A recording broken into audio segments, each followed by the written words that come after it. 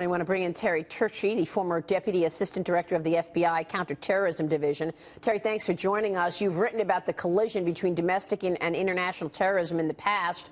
First off, what did you think of the president's speech, and is that what we're seeing this morning? Well, Maria, I didn't think much of the president's speech. I'm very bothered at the lack of urgency, and if anything was present last night, you could tell there was no hurry in his voice about how he was going to address this.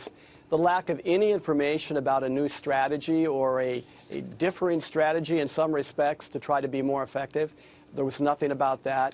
And in fact, he seemed to not really understand the connection between the growth of ISIS and the ability of ISIS to recruit these kinds of people. What's really troublesome is he's also hung up on some, I think, mythical concepts. For example, he said we've gotten much better at preventing these large-scale attacks.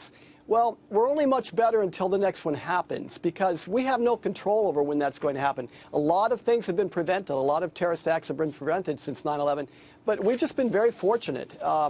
The problem now is, though, that he's just not understanding, and he's not getting the kind of advice he needs to help him understand the connection between this collision, as you say, between international terrorism and their ability to identify and recruit the kinds of people that we used to call the domestic lone wolves, who have now found a new home with international terrorists, and a place to belong and a place to matter. And that takes us into an entirely new area now that we've not been in before. What are the implications of that the president has this lack of urgency and little understanding of what's really taking place?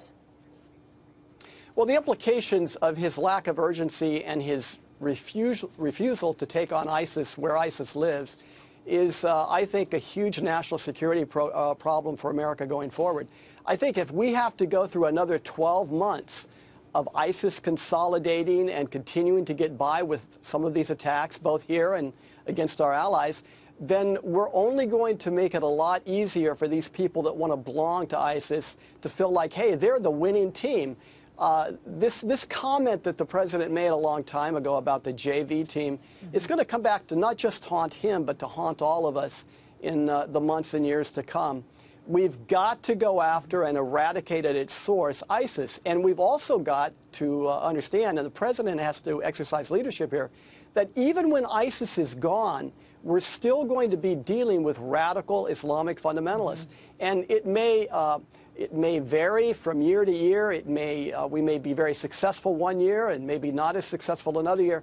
But we're going to have to deal with this and stay with it until we come up with the effective balancing strategy that kind of mitigates and controls this problem. And I just don't see any indication that he's up to this, that he even cares about it. Terry, and I know that sounds pretty strong, but when you say that my solution here that I'm going to offer tonight is gun control, all I can think of is that, okay, so you're explaining to the nation, you're telling 300 million people that the same mindset, the same terrorist thinking that was able to conceive and to plan and to implement 19 hijackers getting 4 airplanes and attacking the World Trade Center, the Pentagon, and crashing another plane into a field. You're telling me that those people are going to be deterred, or that mindset is going to be deterred by gun laws? Yeah. I don't think so. Well, then, Terry, and I think we are in real trouble. Yeah. What is the first, let's say you're in charge, what is the first thing that you would do to combat ISIS above and beyond what we're doing right now, whether it's over there or here at home? What do you do, number one?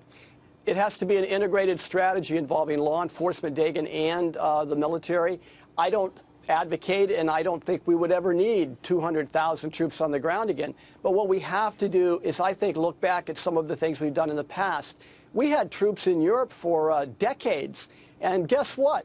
The wall eventually came tumbling down. The world changed drastically because we adhered to our values.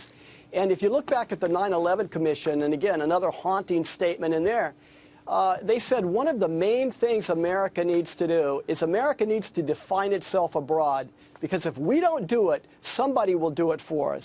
And we're just not doing that. And that has to be very, very important. We have to make sure people know we're proud of what we stand for. Right. And I don't think the president has done that at all. In that and again, vein, I'm sorry to sound so harsh, but yeah. I think it's very important to recognize this. I mean, we're running a headline, you know, on the screen right now that Mr. Farouk was obsessed with ISIS. How did we miss this, Terry?